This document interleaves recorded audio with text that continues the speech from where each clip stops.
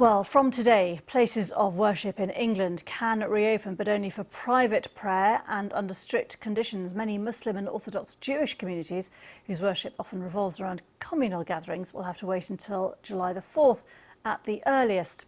Well, Qari Asim is a senior imam at Makkah Mosque in Leeds. He's also chair of Mosque and Imams National Advisory Board, an independent body here in the UK. How difficult has it been for people not to be able to gather, and how do you feel about the fact you've got to wait a bit longer?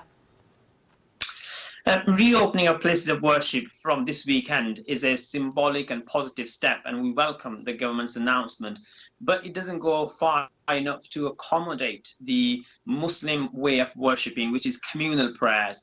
And so there is a bit of distress in the Muslim community. You know, they were expecting all the places of worship to be reopened at the same time. But now we're looking forward to the 4th of July, which is the current date when places of worship can reopen. And we are very much looking forward to praying together. And I know that when the mosques will reopen, it will not be the same as before. We totally understand there will be small-scaled communal prayers that will be allowed, but it will be a very positive, symbolic step, and we cannot wait for that date. And how will you be able to keep people distanced?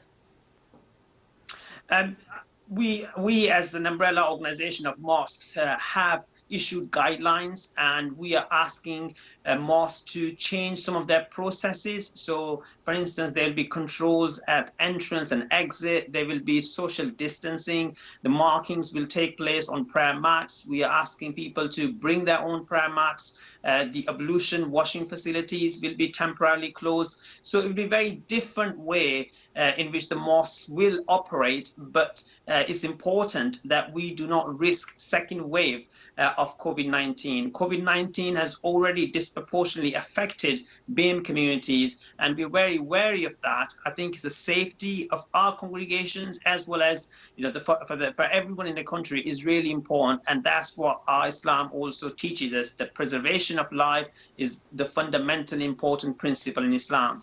So are you expecting individuals to come in and pray on their own to mosques from today?